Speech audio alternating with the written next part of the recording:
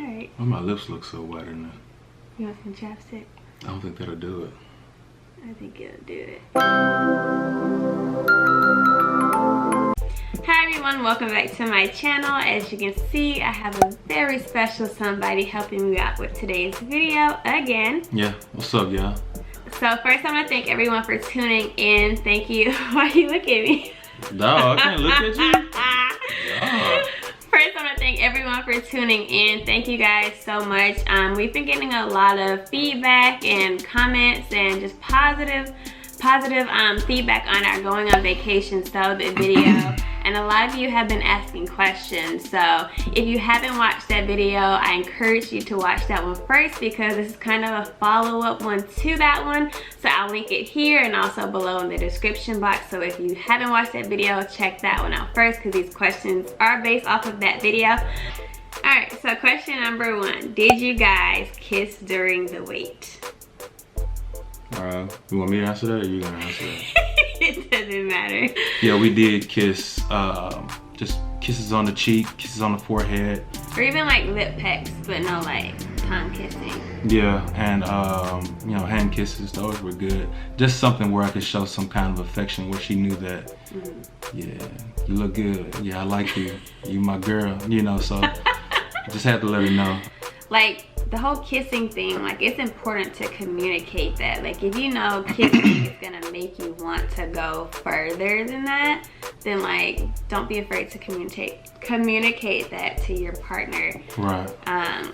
Because it may not affect them. Like they may be fine and kissing doesn't do anything for them, but since y'all are in a relationship together, it's important that you're both on the same page and being considerate of each other's like temptations and things like that are the weaknesses that, because you don't want, you know, both of you to fall or even have lustful thoughts. Right.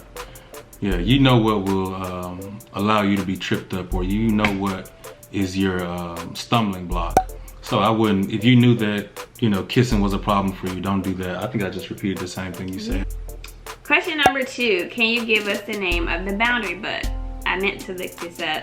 Let me Google it really quick. The name of the book is Making Dating Work, Boundaries in Dating. It's by Dr. Henry Cloud and Dr. John Townsend. I'll insert a picture so you can see how it looks. Question number 3, I'll let you read that one. All right, did you guys get married just so you can have sex? No. I knew that was gonna come with it, of course, but that wasn't the reason why I wanted to get married. That's a benefit of marriage. Yeah. That's not why you get married. That shouldn't be why you get married. Yeah. Number 4, how do you maintain the balance of time with God and time with your spouse? So I have to be really, really intentional because like when I stay by myself, like you go home and it's just you there. Like you get off work or whatever you're doing a day.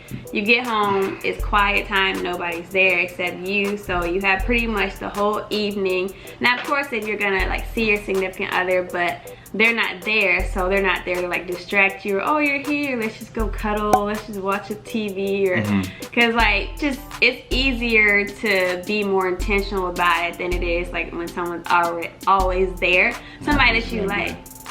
So now who's rambling? I'm not rambling, I'm answering the question. Okay. And I was staying by myself. I woke up, you know, no one's there but me. I go to sleep, no one's there but me. So you have so much more time alone, and so like a natural tendency is, oh, let me go pray, let me go worship, let me go spend time with God.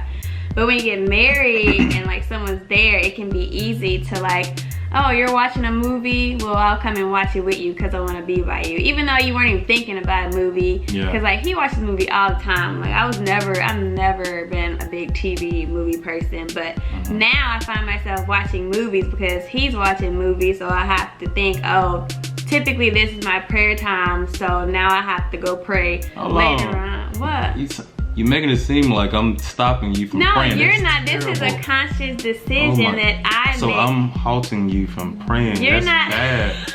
I'm just saying, like, it can be, if you see your person doing something like, oh, I just want to join you right now because that seems pretty cool. It can be easy to get distracted.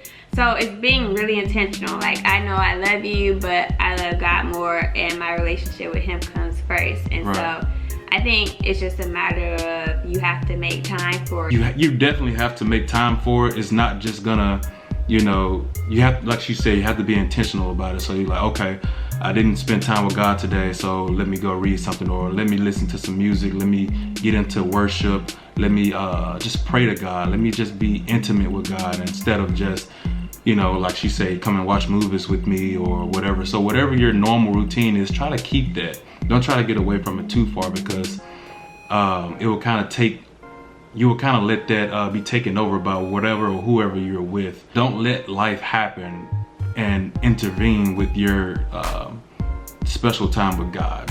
Because when you think about it, like, God gives you your spouse, like, when you're so in love with him and like seeking him. And so, like, to let that interfere with him, it's like, oh, so now you got him, so you don't want me, or I'm not important anymore, which, you know, that's far from the case. So. But it is a scripture that backs that up. I'm not sure what it is verbatim, but it says when you're single, you know, you spend more time with God, and that's what you pretty much attest or give your time to, besides your other activities and day-to-day things.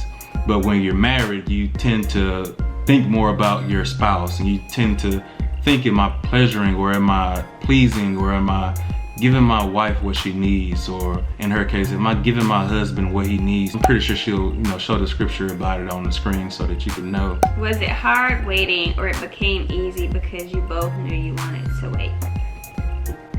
Well, it wasn't hard waiting for me. I was already 7 years in the game.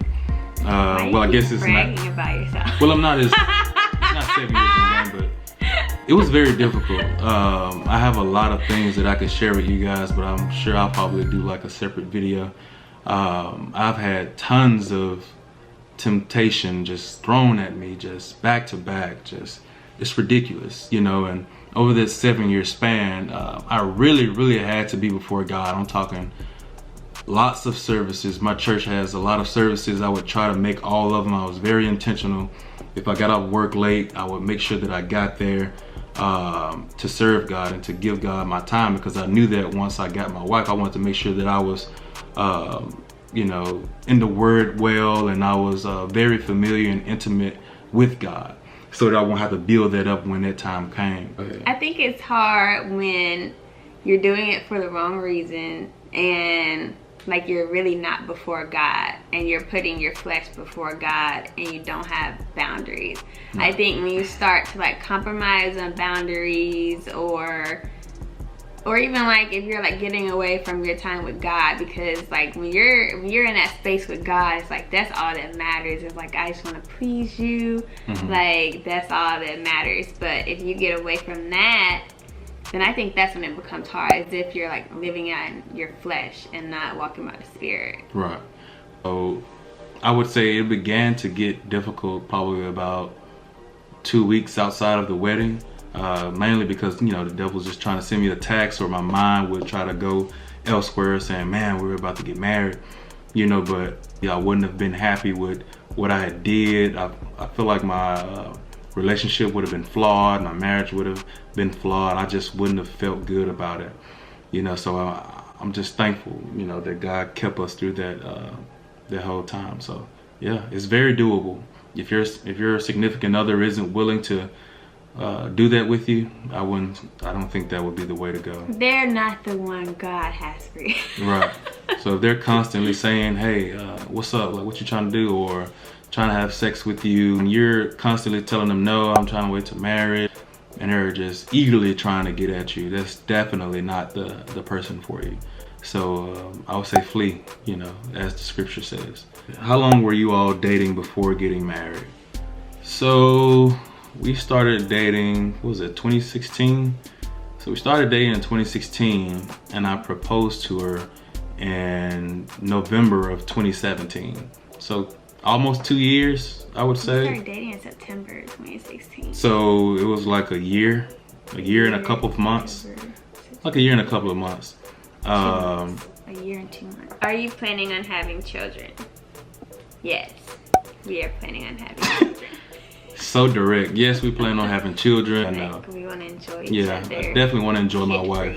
Yeah, because once that time comes, it's no going back. They're there forever. Yeah, no going back. I love kids, but I love my wife more for sure. Aww. So, yeah. Number 8, did you wait till marriage to lose your virginity? Well, no, I didn't wait till marriage. Well, this sounds bad. Well, I'll just say I stopped having sex at the age of 21. Yeah, and then I was just like, man, yeah, I'm done. I can't do it anymore. I'm just gonna wait until I get married. So I might share that in another video, but not in this video. So stay tuned for that, I guess. Yeah, and for those of you who have watched my testimony video, if you haven't watched that one, I will link it here and below. That tells a large portion of my story, so my answer is no. I wish I had. I wish both of us had, because that would have been great, and that's how it should be anyways. Right. So, Yeah. thank God for redemption. Yeah. I see a lot of people getting bashed, or in certain videos saying, oh, you weren't even celibate, or you weren't even pure or anything like that. Who are you to judge people? So everybody's at different stages in their life. As long as they get right with God, and confess their sins, and just understand that everybody goes through different things. And although we weren't virgins when we got married, like we were celibate, before we started dating, we were celibate throughout our courtship. So it was our first time having sex with each other when we got married. And it was a conscious decision, way before I even met her. Yeah, it wasn't because, he's doing it, so I'm gonna do it. Right, gotta make sure your intentions are pure. Yeah. So those are all the questions we have. Hopefully you guys found this informative, and if you asked the question, you got it answered. If you have any more, you can leave them below. And if we get enough, we'll do another video, I guess, if y'all are that curious. So thank you for tuning in. And we'll see you guys next time. And one more thing, just stay hopeful. Believe in God, trust God. Just know that that person is coming for you. No matter how many people you may have come into contact with, no matter how many people have dogged you or cheated on you, just put your face before God, seek Him, love Him, trust Him. Don't get into relationships, just have friends, if anything, but just get before God, and He will honor that as you honor Him, so yeah, you stay before God and keep that trust. It'll come out of nowhere, trust me, it definitely will. So all right, peace out.